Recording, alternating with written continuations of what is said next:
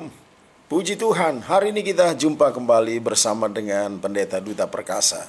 Saudara, hari ini saya mau berbagi tentang kesaksian saya sebagai hamba Tuhan, sebagai pendeta yang pernah mengalami kegagalan dalam proses pembentukan karakter sebagai hamba Tuhan.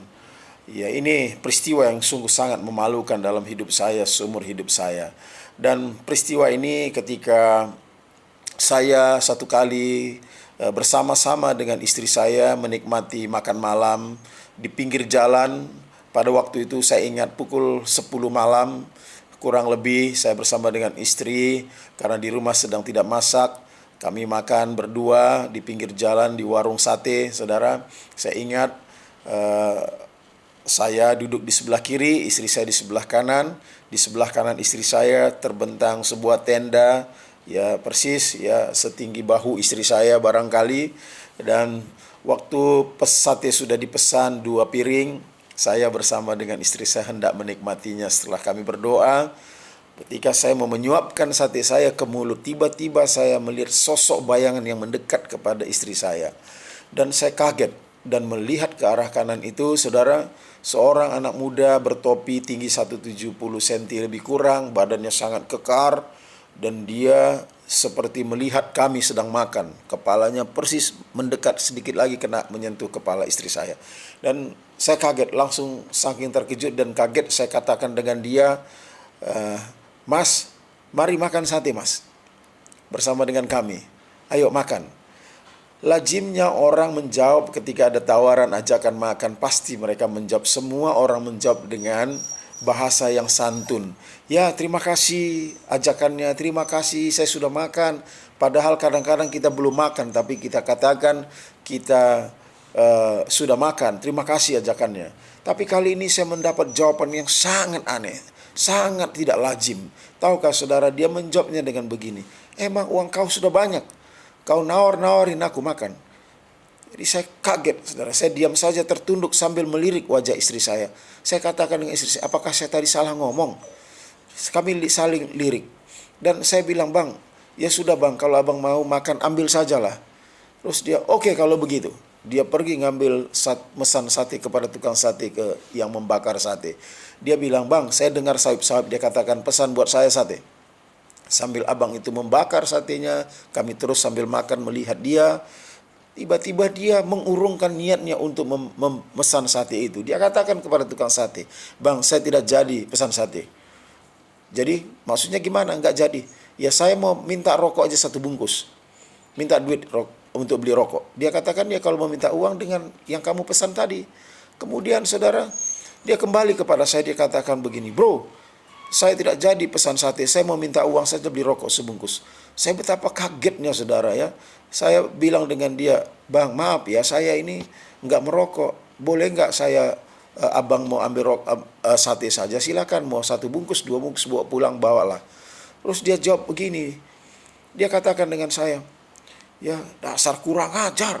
Dia teriakkan istri saya seperti mau dicekek istri saya, dia mau pegang leher istri saya.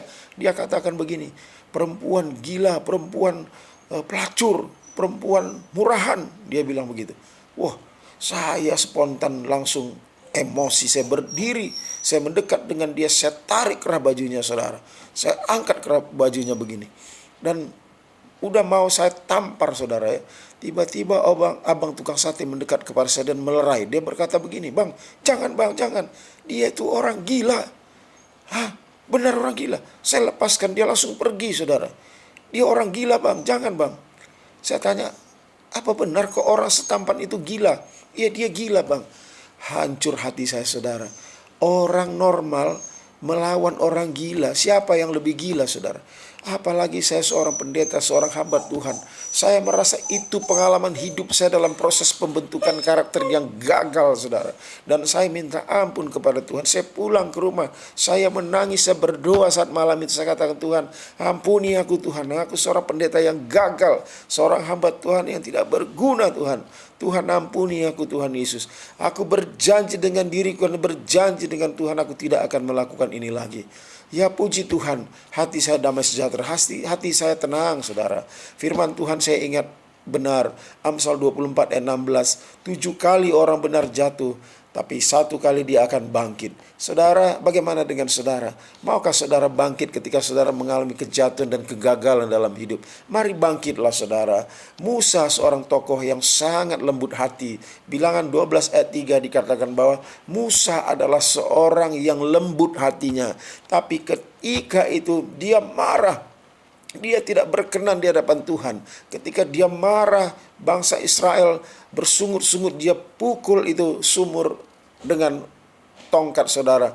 Dia pukul batu dengan tongkat saudara. Tuhan tidak berkenan atas dia, karena Tuhan tahu dia sesungguhnya orang yang lembut hatinya.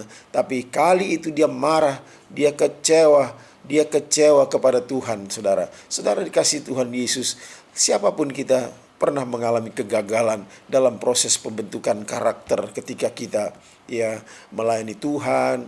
Tapi mari minta ampun cepat-cepat kepada Tuhan. Yang kedua, mari bangkit bersama dengan Tuhan. Tinggalkan itu, introspeksi diri kita. Kalau kita gagal di kala itu, mari kita maju ke depan.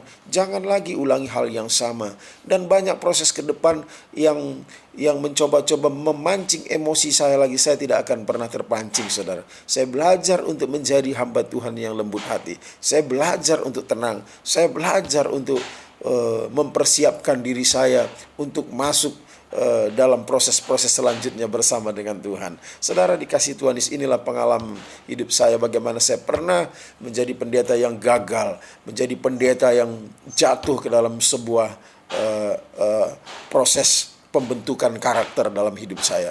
Dan untuk itu saya mau mengajak saudara semua, siapapun saudara, hamba Tuhan ataupun saudara dalam menjalani hidup, mari saudara, ketika saudara mengalami kegagalan, kejatuhan, mari minta ampun kepada Tuhan. Bertobatlah dan bangkitlah. Jangan ulangi itu lagi saudara. Ini yang bisa sampaikan malam hari ini. Tuhan Yesus berkati kita semua saudara. Shalom.